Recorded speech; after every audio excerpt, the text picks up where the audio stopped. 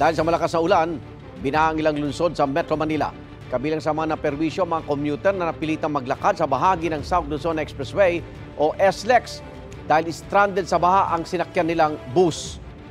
Darito ang unang balita. Yung daanan natin sa Maysilo, Circle, Barangay Mandaluyong. Pahirap ang makauwi ang ilang dumaan sa Mandaluyong City. Sa Maysilo Circle kasi na bahagi ng Barangay Plainview, bahana. May ilang sasakyang nanghas ng lumusong sa tubig sa kalsada. Ang ilang residente lumusong na rin. Ayon kay Youth Cooper Mike Esmeralda, mabilis tumaas ang tubig doon dahil sa mga pag-ulan. Sa bahagi naman ng Caruncho Avenue sa Pasig City, tila umaalon pa ang baha habang dumaraan ang mga sasakyan. Kwento ni Youth Cooper Christian Dakutanan Manalon, halos pumasok na ang tubig sa sinasakyan niyang tricycle. Binahari ng bahagi ng River Drive sa Las Piñas City. Umapaw na raw kasi ang ilog doon, ayon kay Youth Cooper Luis Padua.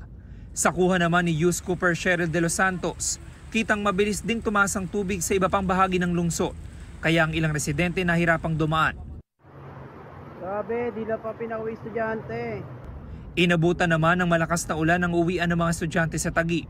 Nagkaroon din ng pagbagal ng trapiko sa lugar, ayon kay Youth Cooper Angelo Faustino.